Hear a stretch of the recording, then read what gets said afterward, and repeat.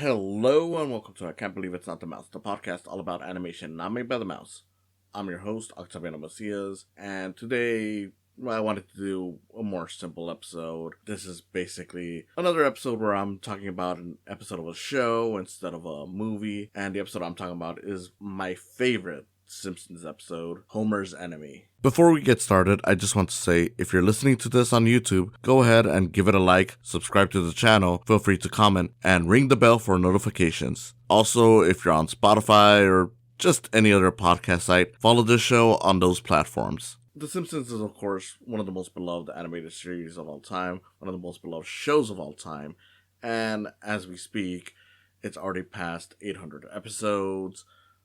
We are getting a second Simpsons movie, which is crazy. Who knows how long this show will go on for. A lot of people are expecting it to end with the second Simpsons movie, which is very possible, but it would not surprise me even if it ends right then and there, it'll just start up with a new show, so essentially it'll be like Scooby-Doo, where it lives on through reboots or continuation, spin-offs, whatever. But that's a whole nother thing for another day. I am talking about classic Simpsons here. Now, I'm not one of those people who think that The Simpsons is now just purely bad, because I do think that The Simpsons offers good episodes every now and then, and even in, episodes that aren't too great, I do think that there are some strong stuff in there. For example, the recent 800th episode, I thought was pretty weak overall, especially because it eventually became like a National Treasure parody.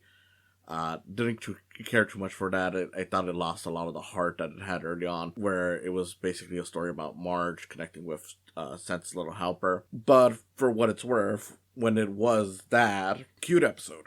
But again, this is not a video about me talking about how The Simpsons still has it, because I do think that the show still has some quality to it.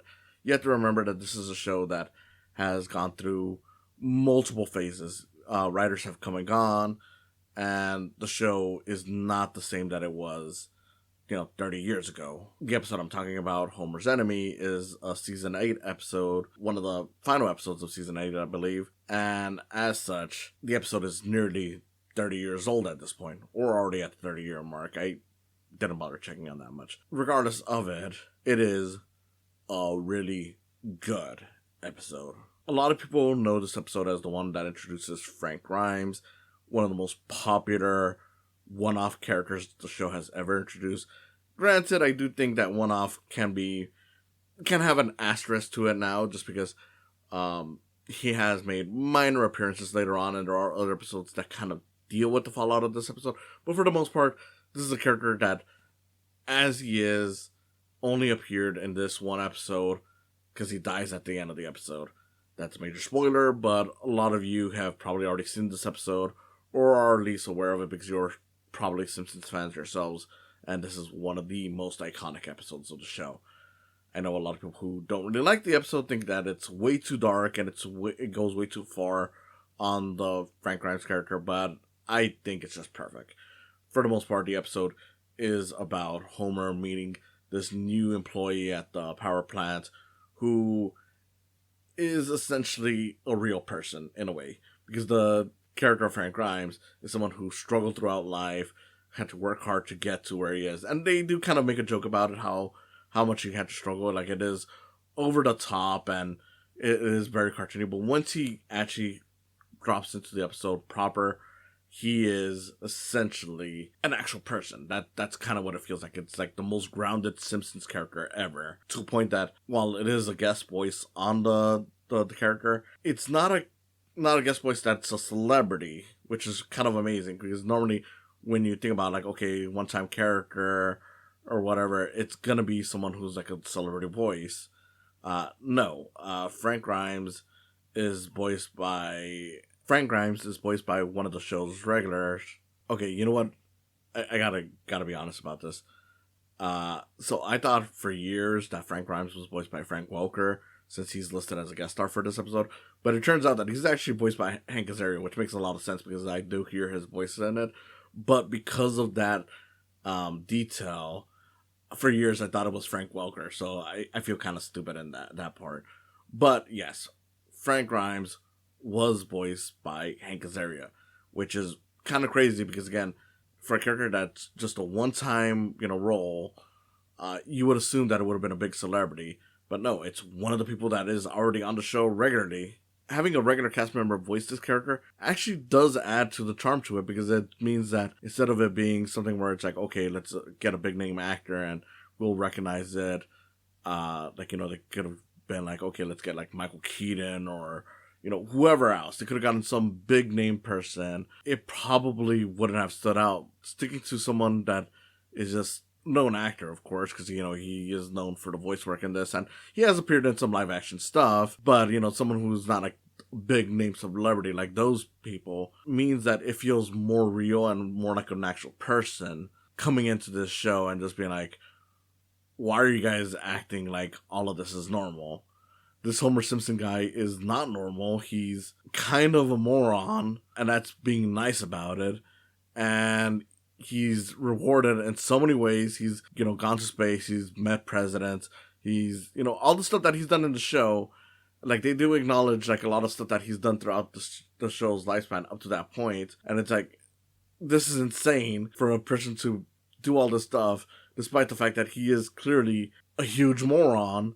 And that really lays into the joke of the whole episode of like, hey, look, we're seeing all this play out.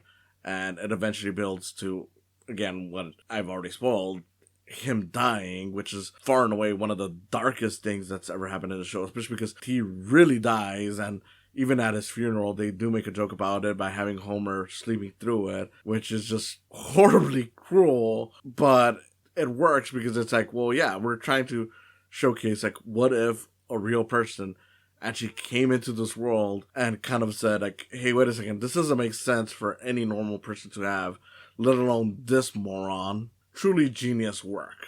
This episode, of course, also has a subplot, which I don't think it's horrible. It's very short, so you kind of ignore most of it.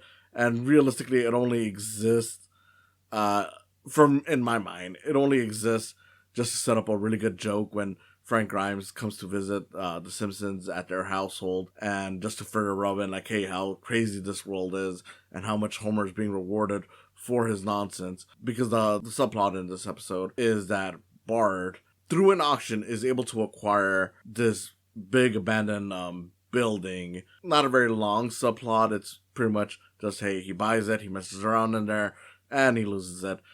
It's got its jokes, but of course, to me, it's just like, this thing really only exists just to have that scene where Frank Grimes is blowing up and saying, like, hey, you live in a 2-story house, your son is already a successful businessman because he owns this building, and, all this nonsense just to further hammer in the fact that he thinks that Homer is being gifted a lot for his nonsense, which is, yeah, I mean, I can't even argue on that. A counterpoint is that Frank Grimes himself is kind of an asshole. Like, yes, it is funny to acknowledge, like, hey, look, he's pointing out what we've all kind of noticed, like, how does Homer get away with all this stuff? But as what happens when he starts talking to Carl and Lenny about it, it's like, yeah, it's annoying and horrible and it's weird, but, you just gotta let it go and accept it, man. You can't just be constantly fighting this. And, of course, it's just the fact that, like, hey, look,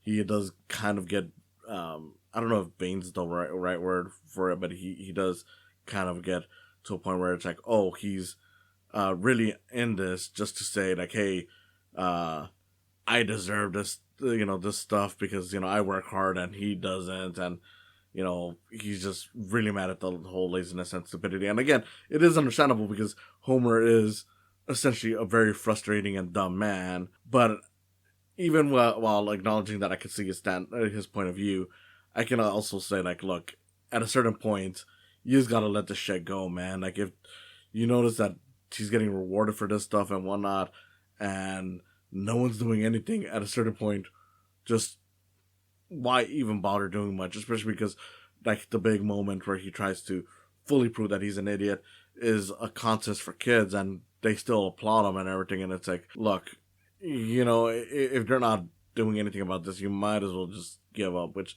I guess he kind of does, but in the most extreme way possible, because he decides to start going into people's faces and being like, hey, I'm Homer Simpson, and, eventually it just really backfires. Why is this my favorite Simpsons episode? Because as I've been saying all this stuff, it's really funny, of course, but it's also just really nice for a show to acknowledge, like, hey, all this outlandish stuff and this horrible stuff that your main character does would be seen as kind of the worst possible thing ever in real life, especially when you notice that the guy is being rewarded for all this nonsense. That to me is just like, that's an amazing episode concept. I know that there's a lot of shows that have gone meta, there's a lot of shows that have broken the fourth wall, but this one really feels like it's examining itself and saying, hey, look, we acknowledge that Homer is a very eccentric, dumb character, and he doesn't deserve any of this, but it's funny that he does get it. To me, it's the big difference between that to a lot of other shows that have critiqued themselves over time, because it's like it works itself into the plot of the episode, but it also still comes off as a typical Simpsons episode rather than one trying to critique itself. And not that a show critiquing itself is necessarily bad, but it's like the fact that they're able to do this while making it feel like an average episode instead of like, oh, here's the episode where they acknowledge all their flaws, is just kind of impressive and funny.